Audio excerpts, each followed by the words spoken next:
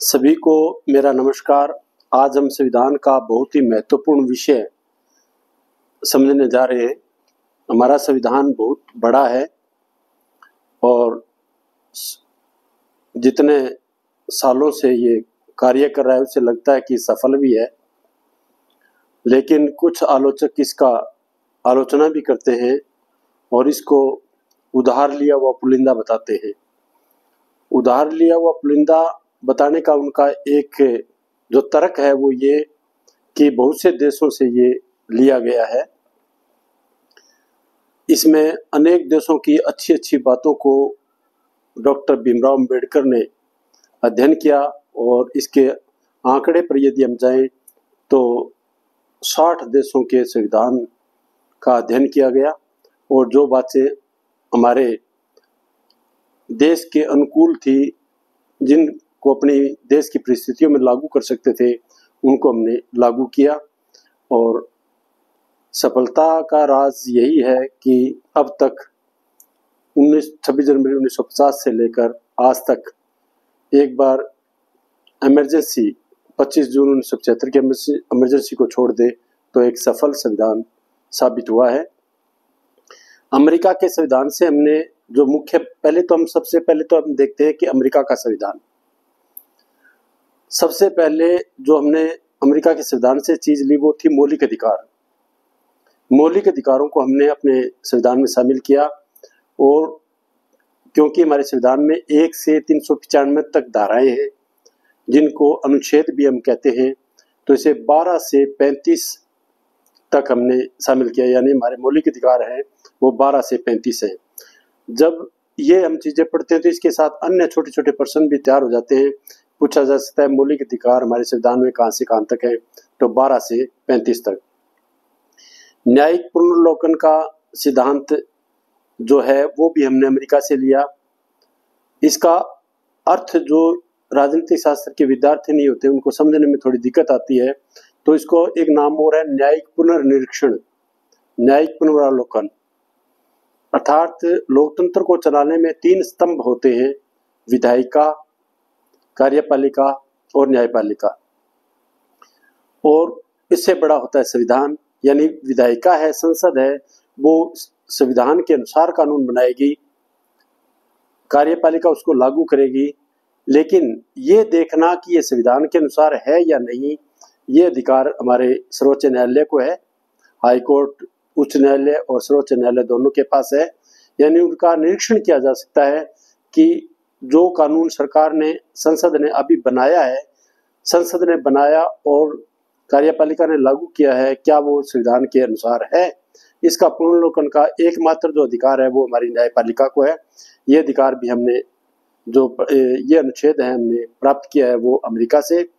एक संविधान की सर्वोच्चता, हमारे संविधान में जैसे मैंने पहले बताया हमारा जो अधिकार है वो 12 से 35 तक है। तो संविधान की जो अनुच्छेद की धारा 13 है वो संविधान की सर्वोच्चता को स्थापित करती है।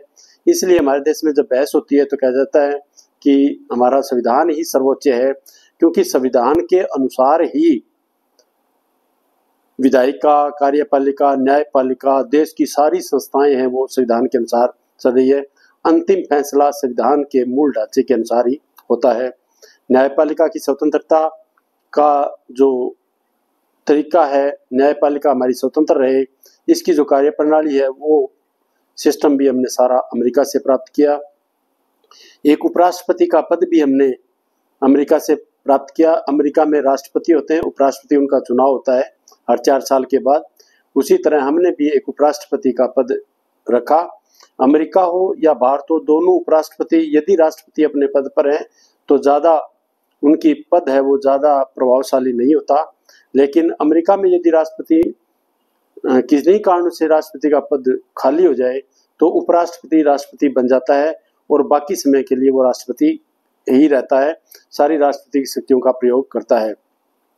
हमारे थोड़ा सा इसमें संशोधन किया गया कि यदि किसी कारण से राष्ट्रपति का पद खाली हो जाता है तो उपराष्ट्रपति उसकी जगह काम करता है, लेकिन राष्ट्रपति का चुनाव 6 महीने के अंदर करवाना पड़ता है। और जैसे ही चुनाव हो जाता है तो वापस उपराष्ट्रपति ही अपना पद ले लेता है और नया चुना हुआ राष्ट्रपति बन जाता है। तो ये जो उपराष्ट्रपति की जो व्यवस्था है वो हमने प्राप्त की है अमेरिका से। और जब राष्ट्रपति काम कर रहा होता है तो भारत का जो उपराष्ट्रपति है वो राज्यसभा का सभापति भी होता है। तो लोकसभा के जो सभा अध्यक्षता करते हैं उनको अध्यक्ष कहते हैं, स्पीकर। और जो राज्यसभा है उनके जो अध्यक्षता करने वाले जो पद है वो है सभापति। और जो पदेन उपराष्ट्रपति ही राज्यसभा का सभापति होता है। ये भी एक अच्छा प्रश्न बनता है। और उपराष्ट्रपति का जो पद हमने रखा है वो संविधान की धारा 63 में रखा गया है। तो हमें आपसे प्रश्न ये भी पूछा जा सकता है कि भारतीय उपराष्ट्रपति की व्यवस्था है वो संविधान के किस अनुच्छेद में की गई है। उसके बाद दूसरा बड़ा देश आता है सोवियत संघ। 1917 में सोवियत रूस में क्रांति हुई थी। 1922 में 15 देशों ने मिलकर एक बड़ा सोवियत संघ का गठन किया। और फिर इंदिरा गांधी के शासनकाल में हमने मौलिक कर्तव्य जो सोवियत संघ से हमने प्राप्त किए और अपने एक संशोधन के द्वारा अपने संविधान में जोड़ लिए। इसको 42वां संशोधन भी कहते हैं। तो कह सकता है मौलिक कर्तव्यों को कहाँ जोड़ा गया, तो 51A में। और कौन से संशोधन द्वारा जोड़ा गया, तो 42वां, और कांग्रेस की सरकार थी। और कहाँ जोड़ा गया, तो 51A। और इसके अलावा हमने न्याय के जो आदर्श हैं सामाजिक, आर्थिक और राजनीतिक, वो भी हमने प्राप्त किए सोवियत संघ से। और इसके बाद जो एक बड़ा देश आता है वो है फ्रांस।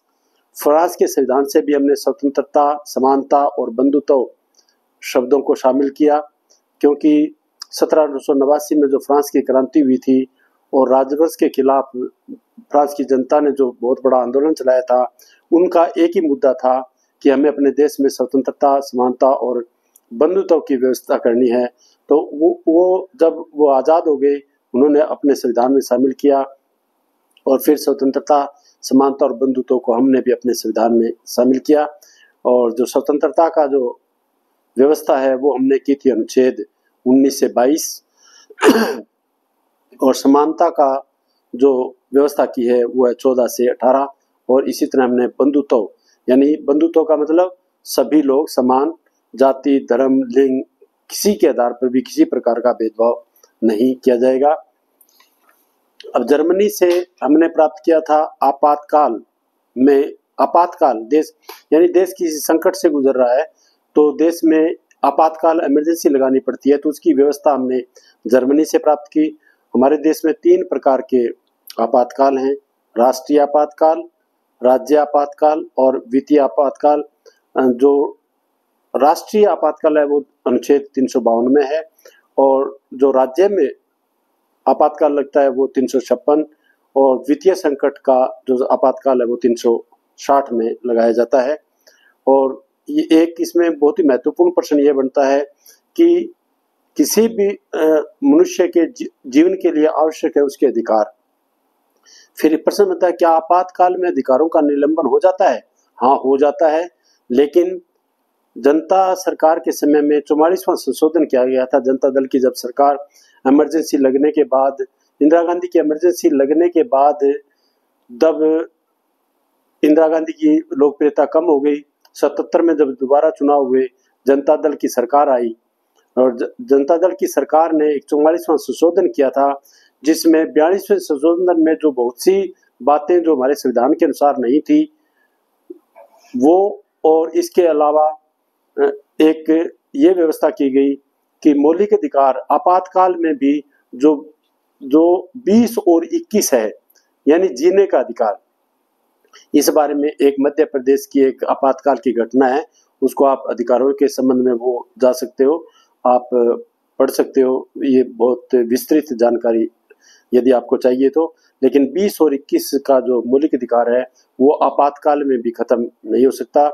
और राज्यों में आपातकाल लगता है जब राज्य संविधान के अनुसार नहीं चल रहे होते, जैसे कि आजकल मणिपुर में आपातकाल चल रहा है।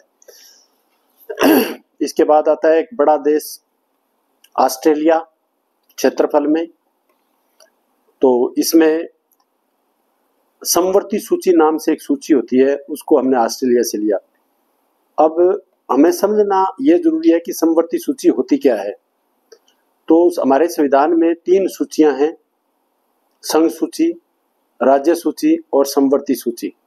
संघ सूची में केंद्र सरकार कानून बनाती है, राज्य सूची में राज्य सरकार कानून बनाती है, और समवर्ती सूची में दोनों कानून बना सकते हैं, यानी केंद्र और राज्य। लेकिन यदि एक ही कानून में दोनों में टकराव हो जाए तो केवल केंद्र सरकार का ही कानून ही लागू होता है। और इसकी व्यवस्था है जो संविधान के जो धारा 246 है, अनुच्छेद 246 में 1, 2, 3, यानी पहले संघ सूची 246(1) और फिर समवर्ती सूची 246 और उसके बाद राज्य सूची 246(3). इस प्रकार की व्यवस्था हमारे संविधान में की गई है। जो इसमें जो समवर्ती सूची है वो सूची हमने प्राप्त ली है ऑस्ट्रेलिया से। और इसके बाद एक प्रश्न पूछा जाता है अपशिष्ट शक्तियां, यानी जब देश 1947 में आजाद हुआ तो उस समय अपशिष्ट शक्तियों को केंद्र सरकार को दे दिया गया, यानी जो विषय राज्य सूची में भी नहीं है, संघ सूची में भी नहीं है और समवर्ती सूची में भी नहीं है, जैसे इंटरनेट उस समय नहीं था, अपशिष्ट शक्तियों में अब शामिल हो गया। तो ये व्यवस्था की गई, जितनी भी अपशिष्ट जो बच गई शक्तियां हैं, जो पावर्स हैं, नए कानून समय के अनुसार जो आएंगे वो केंद्र ही कानून बनाएगा। इसके अलावा ऑस्ट्रेलिया से हमने व्यापार और वाणिज्य की स्वतंत्रता, यानी स्वतंत्र व्यापार और वाणिज्य का विषय भी हमने वहां से लिया। और दोनों सदनों की संयुक्त बैठक का जो अवधारणा थी वो भी हमने ऑस्ट्रेलिया से प्राप्त की, यानी राज्यसभा और लोकसभा, संसद के 2 पार्ट है, राज्यसभा, लोकसभा। और एक इसके विषय में मैं आपको बताना चाहूंगा, यदि आपसे पूछा जाता है कि संसद के पार्ट कितने हैं तो 2 नहीं है, 3 हैं, राज्यसभा, लोकसभा और राष्ट्रपति। इनके अलग अलग सदन हैं, अलग अलग बैठक होती है, अलग अलग बिल पेश होते हैं, लेकिन कुछ विशेष परिस्थितियों में सरकार तो नहीं कह सकता मैं, राष्ट्रपति दोनों का संयुक्त अधिवेशन बुला सकते हैं। तो संयुक्त अधिवेशन का जो कॉन्सेप्ट है वो भी हमने ऑस्ट्रेलिया से लिया है। कनाडा से हमने लिया संघीय प्रणाली। कनाडा देश से संघीय प्रणाली हमने ली, जैसे संघ तो अमेरिका में भी है, यानी संघीय प्रणाली क्या होता है, राज्यों से मिलकर, राज्य मिलकर एक देश बनाते हैं, उसको संघ कहते हैं। तो ये संघीय, जैसे अमेरिका में 50 राज्यों ने मिलकर एक देश बनाया, वो संघ हो गया। लेकिन भारत का संघ, अमेरिका का संघ और कनाडा का संघ में जो आधारभूत अंतर थोड़े बहुत मिल जाते हैं, लेकिन ये जो संघीय प्रणाली है, यानी राज्यों को मिलाकर एक देश का निर्माण, एक राष्ट्र का निर्माण है, वो संघ कहलाता है। इस संघीय प्रणाली में 2 स्तर की सरकारें होती है, एक केंद्र सरकार और एक राज्य सरकार। केंद्र सरकार और राज्य सरकार जो मिलकर देश का शासन चलाती है उसको संघीय सरकार कहते हैं। हमारे 4 स्तर पर सरकारें हैं, एक पंचायत, नगर पालिका, राज्य सरकार और केंद्रीय सरकार। लेकिन संघीय सरकार में भी केंद्रीय सरकार है वो ज्यादा प्रभावशाली रहती है, शक्तिशाली होती है। और यदि संविधान के अनुसार पढ़े तो अमेरिका की जो सरकार है वो संघीय सरकार के जितने विशेषता है वो सभी को लागू करती है। उनके राज्य, जैसे दोहरी नागरिकता, अमेरिका में दोहरी नागरिकता है, जिस राज्य का जो नागरिक है वहां का भी नागरिक है और अमेरिका का भी नागरिक है। हमारे दोहरी नागरिकता नहीं है, हमारी एकल नागरिकता है जो हमने इंग्लैंड से प्राप्त किए हैं। और इंग्लैंड से हमने संसदीय शासन प्रणाली, जो हमारी संसद में लोकसभा राज्यसभा है, वो संसदीय प्रणाली का ढांचा भी हमने इंग्लैंड से ही लिया है। तो और एक मैंने आपको समवर्ती सूची संघ और समवर्ती राज्य सूची ये बताया था, इसमें अपशिष्ट शक्तियां बताई थी, वो अपशिष्ट शक्तियां हमने कनाडा से प्राप्त की हैं। और आयरलैंड एक देश है, जैसे यूनाइटेड किंगडम का इंग्लैंड की तरह ही एक देश है। जैसे यूनाइटेड किंगडम 4 देशों से मिलकर बना है, उसमें एक आयरलैंड भी है। तो आयरलैंड में राज्य के नीति के निर्देशक सिद्धांतों को शामिल किया गया है, राज्य के नीति के निर्देशक सिद्धांत, और ये अनुच्छेद 51 में हमें शामिल किए हैं। यानी राज्य के नीति के निर्देशक सिद्धांत होते क्या हैं? हमारा संविधान हमें ये बताता है, सरकार को ये बताता है कि आपने जनता के कल्याण के लिए ये कार्य करने हैं। आपने वैज्ञानिक विज्ञान को बढ़ावा देना है, पर्यावरण को बढ़ावा देना है, जो SC/BC जो पिछड़े लोग हैं उनके लिए विशेष प्रबंध करना है।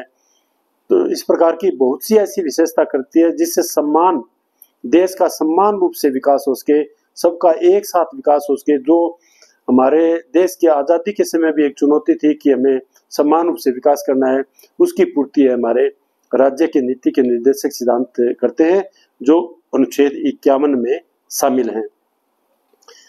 अब मैंने एक आपको बताया था 51A, जिसमें मौलिक कर्तव्यों को शामिल किया गया है। अब राज्य के नीति के निर्देशक सिद्धांत और मौलिक कर्तव्य में क्या अंतर है, ये यहाँ समझना जरूरी है, ताकि आपको याद रहे कि 51 में राज्य के नीति के निर्देशक सिद्धांत हैं और 51A में मौलिक कर्तव्य हैं। मौलिक कर्तव्य देश के नागरिकों के लिए है, मौलिक कर्तव्य है वो देश के नागरिकों के लिए है, यानी एक देश के नागरिक के अपने देश के प्रति क्या कर्तव्य हैं। और राज्य के नीति के निर्देशक सिद्धांतों का इस तरह समझ सकते हैं कि वो हमारे देश की सरकार के कर्तव्य है। तो जिसे संविधान की ओर से सरकार को निर्देश दिया जाता है कि आप देश के लिए ये करेंगे। तो हम साधारण भाषा में समझे तो मौलिक कर्तव्य जिसका नाम है वो तो है नागरिक के कर्तव्य, और राज्य के नीति के निर्देशक सिद्धांत है वो है हमारी देश की सरकार के कर्तव्य, जिनकी पालना जरूरी है। तो इसका आपको याद रखना है 51 और 51A। और इसके साथ ही संविधान की मुख्य बातें मैंने आपको बताई, और इसके अलावा जो परीक्षा के उपयोगी चीजें थी वो मैंने बताने की कोशिश की है। वैसे ये बहुत बड़ा लंबा विषय है, क्या क्या शामिल किया, किस किस अनुच्छेद में किया, लेकिन आपकी परीक्षा के लिए इतना काफी है। और इसके अलावा जो जिसको कहा जाता है कि ये उधार का पुलिंदा है, उसमें 1935 का इंडिया एक्ट, तो जो अंग्रेजों ने हमारे लिए 1935 में दूसरे विश्व युद्ध के पहले ही बना दिया था, वो इसलिए बनाया था कि हमारे क्रांतिकारी नेता थे और जल सेना, वायु सेना, थल सेना, सुभाष चंद्र बोस और ये जो क्रांतिकारी बहुत से नेता थे वो कांग्रेस की नीतियों को ज़्यादा पसंद नहीं करते थे, और देश की जनता है वो इन नेताओं के पीछे होली थी। अंग्रेजों को समझ में आ गया था कि भारत को अब ज़्यादा दिन गुलाम बनाना बड़ा मुश्किल है, तो उन्होंने क्या किया, उन्होंने 1935 में इंडिया एक्ट एक प्रकार का मिनी संविधान, अब जो हमारा संविधान है ऐसा ही एक संविधान टाइप भी लेके आए, जिसमें बहुत ही विस्तार से हर चीज को छुआ गया। और हमने भी उस इंडिया एक्ट 1935 को लगभग कहूँगा कि उसको हमने हमारे संविधान में जगह दी। हमने इंग्लैंड की संसदीय प्रणाली को भी अपनाया, हमने इंग्लैंड की एकल नागरिकता को भी अपनाया, क्योंकि इंग्लैंड भी एकल नागरिकता देता है और हमारा देश भी एकल नागरिकता है। हम भारत के नागरिक हैं, हम हरियाणा, पंजाब, उत्तर प्रदेश, आंध्र प्रदेश के नागरिक नहीं है, हमारी एकल नागरिकता है। और इसीलिए ये व्यवस्था भी हमने इंग्लैंड से ली। तो मैंने कोशिश की है कि ज़्यादा से ज़्यादा आपको इस विषय में परिचित करवा दूं, ताकि आपकी आगामी परीक्षा में आपके काम आ सके। बहुत बहुत धन्यवाद।